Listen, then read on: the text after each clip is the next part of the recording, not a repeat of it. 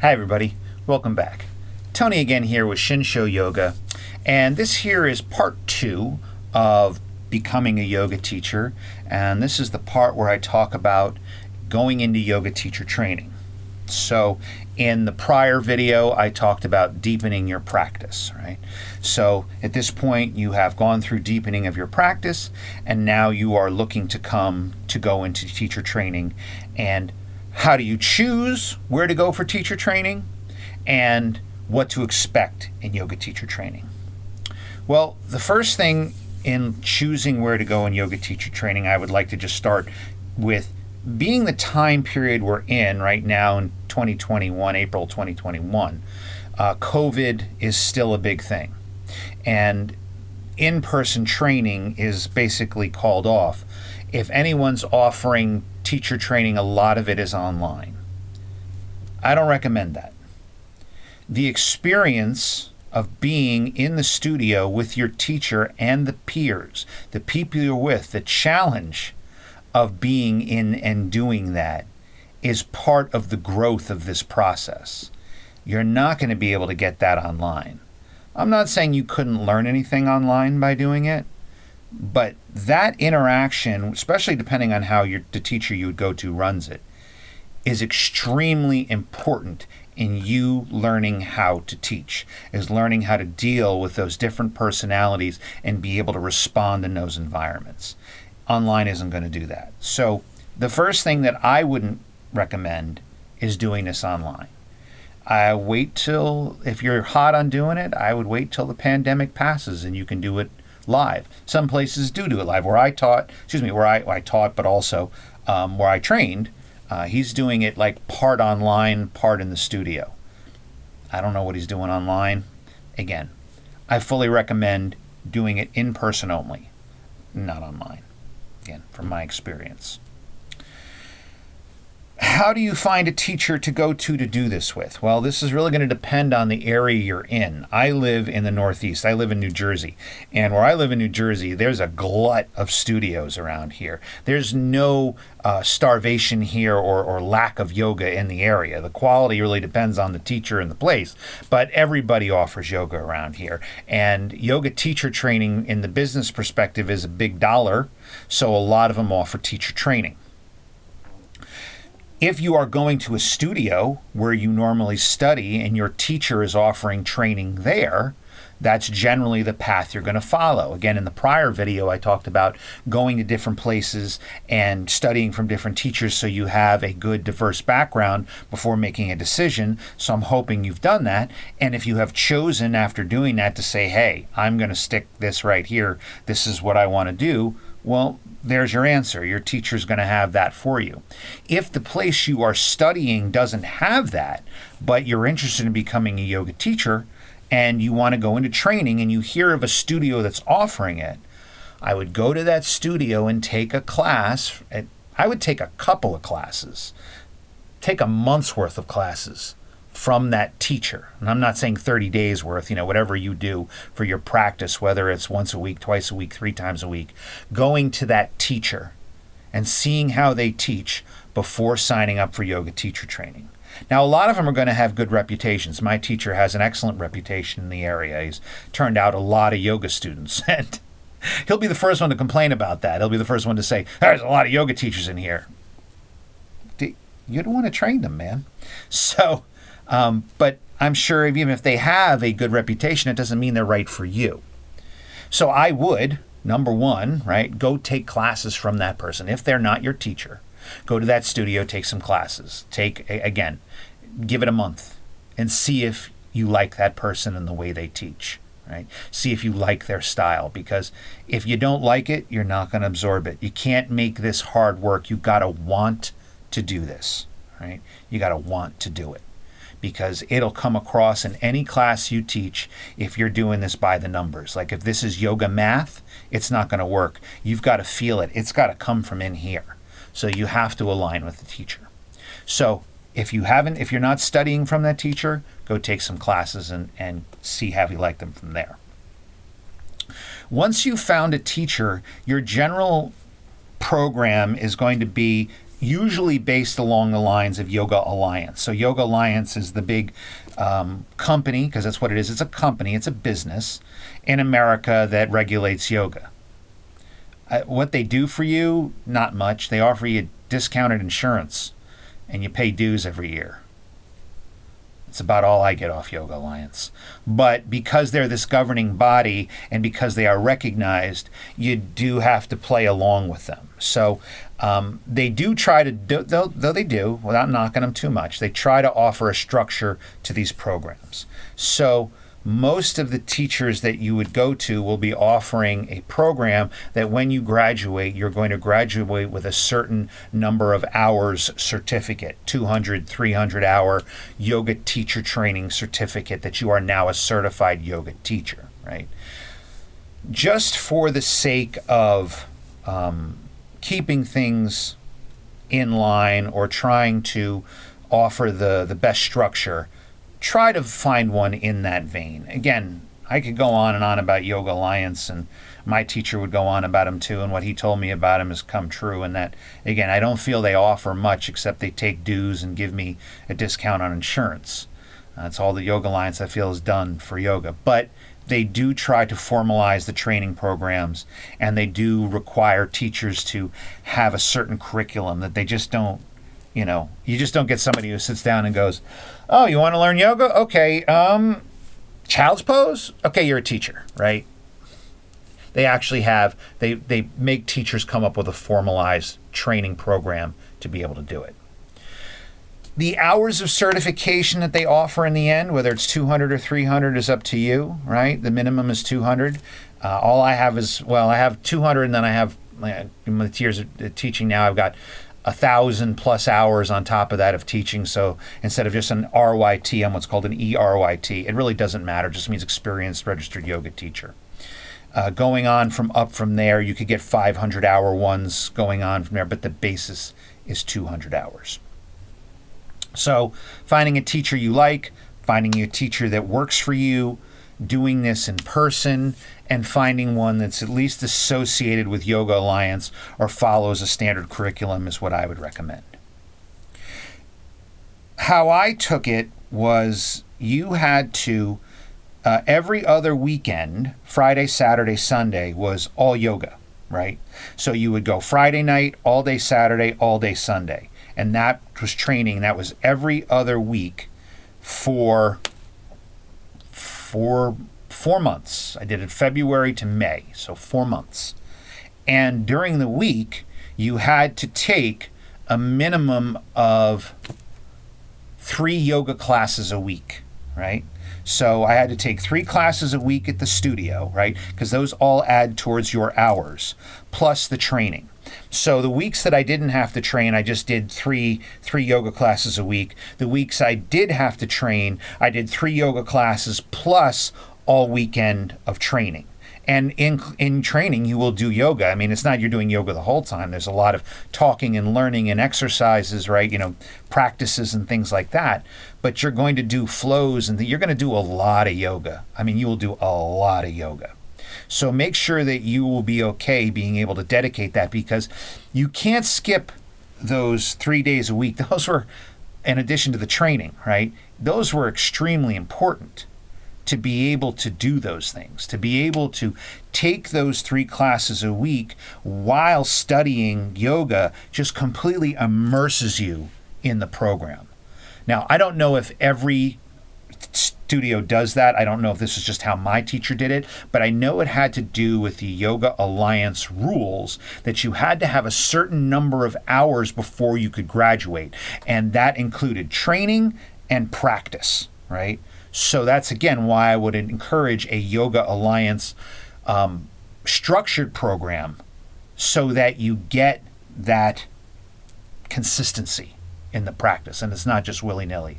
And again, those hours of practice are important, because as you're doing your training, as you're learning, and you go into practice, your point of view is going to shift. It's going to shift, right? So you have to be practicing as you're in training. So, practice along with training, very important. Now, how my teacher ran it may be a little different than what you would get involved with, but the most important thing that I found in doing this when going through the teacher training program was what we called our Friday night satsang. Now, my teacher was in recovery, still is, 20 years. So he used to incorporate a lot of the ideas from AA groups into this. And that shouldn't turn anyone off, because those groups really offer a lot when it comes to just being human with other people. But the main thing he offered with that was this sharing we did. Yoga teacher training broke me down more than anything else. Right? It basically broke me down and rebuilt me. And depending on your teacher and the way they do it, this could offer the same to you. You have to learn as a teacher to be vulnerable. You have to be open and authentic with your students. The reason I am offering these whole thing on doing this is I want whoever sees this, who's looking to become a yoga teacher, to become the best teacher they can be, so they can offer their students the most. Because again, I wholeheartedly believe in this practice. It changed my whole entire life, right? And I want you to be able to offer that to your students too, if you decide to become a teacher too. I don't want you to be stifled, right, in it. I want you to be able to offer them everything you can. But in the process of doing that, you have to learn to be open, and you have to learn to be vulnerable. That's the only way you can share. If you are closed off, this will not work. The teaching has to come from here. And the biggest key in that for me, and what we did in the training I was in, again, was the satsang. So satsang was on Friday nights, and it's where we would all sit in a circle and share. But there were very specific rules around the sharing, right? You could share whatever you wanted to share. I was hoping you would share something from the heart, something genuine, something authentic, but you could share whatever you wanted. The rules really came around to everyone else. While someone was sharing, there was no crosstalk. There was no questions. There's no fidgeting. There's no funny looks. There's no gasps. There's no crosstalks with the eyes where you're like, nothing. You sat quietly, you sat still, and you listened. And when that person was done, the next person did the same thing until it got to you. And when they got to you, you shared, and everyone else would be quiet and listen. That was an unbelievable skill. That was an unnerving experience. It was made me the most nervous every week, right? I'm like, what am I going to share? Because I wanted to be the best version of a teacher that I could be. I wanted to be the best version of myself. And I realized that the only way I could do that was learn to be open, that I couldn't be closed off. I had to be like this. And I knew this was an opportunity for me to practice that. Here you're being thrust into generally a group of strangers. You know, I didn't know any of these people except maybe passing them in the studio from time to time, right? Some of the people came from other studios, right? They didn't train there. They just knew about it, and that's where they came to. And you are now sharing who you are with these strangers, and you're ultimately unbelievably vulnerable, and it's frightening. And it will break you down, but it will rebuild you stronger. So the satsang was probably the greatest part, the most challenging and greatest part of the yoga teacher training I was in, because it taught me to be open. It taught me to be vulnerable. It taught me just to let myself be who I am, and to let people take from that what serves them, right? But also learning to listen, right, on the other side of that, where you just sat quietly. So when students need to talk to you, you can just listen. So if your teacher does satsang, expect that.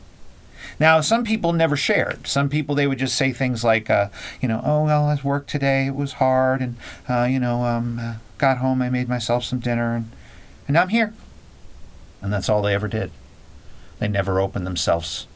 They squandered the opportunity, in my opinion. They might not have been available for it at that time, right, where they were. But those people, to my knowledge, didn't really step into this. They went and they studied, and then they went back to their lives. So I would tell you, if you have that, to fully embrace that, because that is the most important part. The most important thing that I did in my training was that satsang. As for the training itself, depending on the style you learn, I learned a vinyasa, hatha, right? Hatha vinyasa. You're going to focus a lot on creating flows, right? How to create flows, right?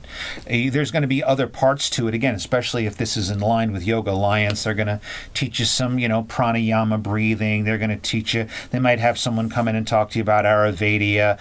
They might have some people come in and do different presentations on different things depending on how your teacher does it. My teacher brought in a lot of outside teachers, which, again, I appreciated. Lots of different points of view. But the most important part I felt of that, right, that part of it, outside of the satsang, was learning to build those flows, right? It's learning how to link postures, learning what to structure your flow around. Where do you put this? Where do you put that? How do you build it, put it together? How do you sequence? Sequencing was a huge one. But don't think that you're going to get done with that and be an expert.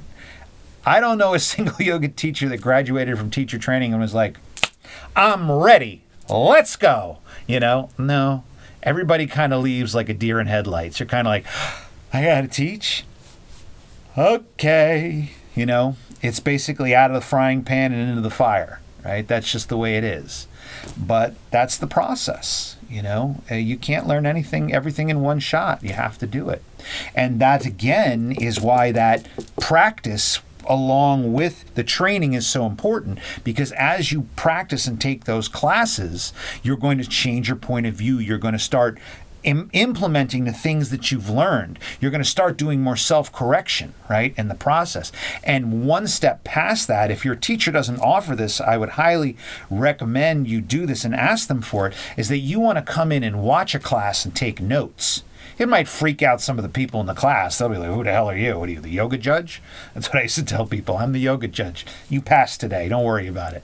But the first time you watch a class, your whole point of view is going to change. It's extremely different than taking the class. You'll watch the flow of energy, right? You'll watch who everyone watches in the class. And you'll watch how one person gets off. It's like a domino effect. So one person gets off of the flow. If the flow is the whole class is moving with it, right? And then the whole class gets off. It's like a domino effect to watch the energy of it. It's fascinating the first time you watch a class. As for cost, this is going to depend on the location and what program you go into. For me, 200-hour teacher training was $3,500. That seems to be a general number. But again, I live in the New York tri-state area. Nothing is cheap here. So if you live out in, Ohio or Indiana or Montana or Alaska, maybe it's less. I don't know, Alaska might not be. Things are expensive in Alaska. But you're not importing anything up there. It's just teaching. So it may be more expensive or less expensive what you are. And again, depending on the level that you go to, right? 200, 300 is going to cost a different amount. So a little bit of a recap, right?